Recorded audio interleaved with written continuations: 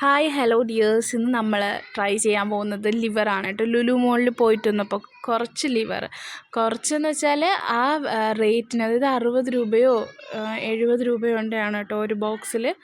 Wait ഞാൻ മറന്നുപോയി. അപ്പോൾ ഒരുപാട് ലിവർ ഉണ്ടായിരുന്നു. അതുപോലെ അതിൻ്റെ മാങ്ങ എന്നാണ് നമ്മളിവിടെ പറയുക, അങ്ങോട്ടൊക്കെ എന്താണ് പറയുന്നതെന്ന് എനിക്കറിയില്ല. അപ്പോൾ ഓരോ സ്ഥലത്ത് ഓരോന്നാണ് പറയുന്നത് കേട്ടോ. അപ്പോൾ ഇതൊന്നും ഞാൻ വിചാരിച്ച് കറി വയ്ക്കാമെന്ന് വിചാരിച്ചു. അപ്പോൾ അതിൻ്റെ ഒരു ചെറിയ റെസിപ്പിയാണ് കേട്ടോ. അപ്പോൾ എന്ത് സംഭവമായാലും നമ്മൾ ഇതിലുള്ള ഐറ്റംസ് വാങ്ങിച്ചാൽ ജസ്റ്റ് ചൂടുവെള്ളത്തിൽ മഞ്ഞൾപ്പൊടി ഉപ്പും കൂടി ഇട്ടൊന്ന് അതിനെ ഒന്ന് ചൂടാക്കി എടുക്കുക. അപ്പോൾ അതിൻ്റെ ഒരു കട്ടൊക്കെ പോകുമെന്നാണ് പണ്ടേ പറഞ്ഞു വരുന്നത്. സോ എനിക്കതിനെപ്പറ്റി അറിയില്ല. അത് അങ്ങനെ ചൂടുവെള്ളത്തിൽ ഇട്ടെടുത്തപ്പോൾ കുറച്ച് അഴുക്കുള്ളത് പോലെ എനിക്ക് ഫീൽ ചെയ്തു കേട്ടോ ആ വെള്ളത്തിൽ. അതിനുശേഷം നമുക്ക് അതിൻ്റെ മാങ്ങ മാത്രം കട്ടിയുള്ള പീസ് ഉണ്ടല്ലോ, അത് മാത്രം നമുക്ക് കുക്കറിലിട്ടൊന്ന് വേവിച്ചെടുക്കാം. മഞ്ഞൾപ്പൊടിയും ഉപ്പും കൂടി ചേർത്ത് വേവിച്ചെടുക്കാം. ഇനി നമുക്കൊരു ചട്ടി വെച്ചിട്ട് അതിലേക്ക് വെളിച്ചെണ്ണ ഒഴിച്ചു കൊടുത്തു കുറച്ച് ഇഞ്ചി വെളുത്തുള്ളി പേസ്റ്റ് ഇട്ട് കൊടുക്കുക. അപ്പോൾ അത് നന്നായിട്ടൊന്ന് മൂത്ത് വരുന്ന സമയത്ത് നമ്മളിവിടെ സവോള എടുത്തിട്ടുണ്ടായിരുന്നു. ഒരു 3 സവോള ലിവറിൻ്റെ അളവിനനുസരിച്ച് എടുക്കാം കേട്ടോ. 3 സവോള 2 പച്ചമുളകും എടുത്ത് കട്ട് ചെയ്തിട്ടിട്ടുണ്ട്. ഇനിയാണ് ഗൈസ് ട്വിസ്റ്റ് നടന്നത്. ഇതെല്ലാം ചെയ്തുകൊണ്ടിരുന്നപ്പോൾ ഗ്യാസ് ഫിനിഷ്. അപ്പോൾ ഗ്യാസ് എടുത്ത് വെക്കാനായിട്ട് അടുത്ത് കുറ്റിയില്ലായിരുന്നു.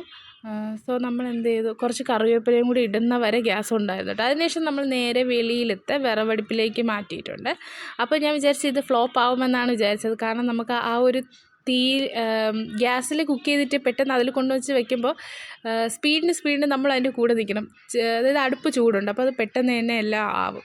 അപ്പോൾ ഉള്ളി ഒന്ന് വഴണ്ട് വരുന്ന സമയത്ത് മഞ്ഞൾപ്പൊടി, കുരുമുളക് പൊടി, അതുപോലെ തന്നെ മുളക് പൊടി, മല്ലിപ്പൊടി ഒക്കെ മസാലകളെല്ലാം ചേർത്ത് കൊടുക്കുക. അതെല്ലാം ആവശ്യത്തിന് ചേർത്ത് കൊടുക്കുക.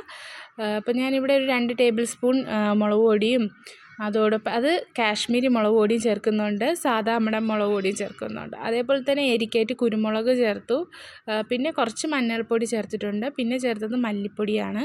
പിന്നെ നമ്മൾ ആവശ്യത്തിന് ഗരം മസാല ഉണ്ടെങ്കിൽ ഗരം മസാലയും കൂടി ചേർത്ത് കൊടുക്കുക. അടുപ്പിൽ കൊണ്ട് വെച്ച് കഴിഞ്ഞാൽ പിന്നെ സ്പീഡപ്പാണ് കാര്യങ്ങളെല്ലാം പെട്ടെന്ന് നടക്കുകയാണ് കേട്ടോ. പിന്നെ നമ്മൾ ഉപ്പിട്ട് കൊടുത്തു.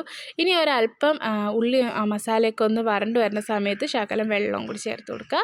നന്നായിട്ടൊന്ന് മിക്സ് ആക്കിയ ശേഷം മാത്രം നമ്മൾ ആവശ്യത്തിന് ഇതുപോലെ വെള്ളം ഒഴിച്ചതിന് ശേഷം നന്നായിട്ട് മിക്സാക്കി ആ വെള്ളമൊക്കെ ഒന്ന് വറ്റി വരുമ്പോൾ കുറച്ചുകൂടി വെള്ളം ഒഴിച്ച് നന്നായിട്ട് തിളപ്പിച്ചെടുക്കുക കേട്ടോ. അതിനുശേഷം നമ്മളിവിടെ വേവിച്ച് വെച്ച് എന്താ പറയുക ലിവറും അതോടൊപ്പം തന്നെ മാങ്ങയും കൂടി ചേർത്ത് മിക്സ് ചെയ്തെടുക്കുകയാണ്. ഇനിയിപ്പോൾ ഇവിടെ തിള വന്നു കഴിഞ്ഞു, കറി റെഡി ആയി കഴിഞ്ഞിരിക്കുകയാണ്. ഇത് നമുക്കിനി നല്ല ഡ്രൈ ആക്കി എടുക്കണമെങ്കിൽ കുറച്ചുകൂടി ഡ്രൈ ആക്കി എടുക്കാം. കറി കുറച്ചൊരു സെമി ഗ്രേവി രൂപത്തിലാണെങ്കിൽ ഇപ്പോൾ തന്നെ എടുത്ത് ടേസ്റ്റ് ചെയ്യാവുന്നതാണ്.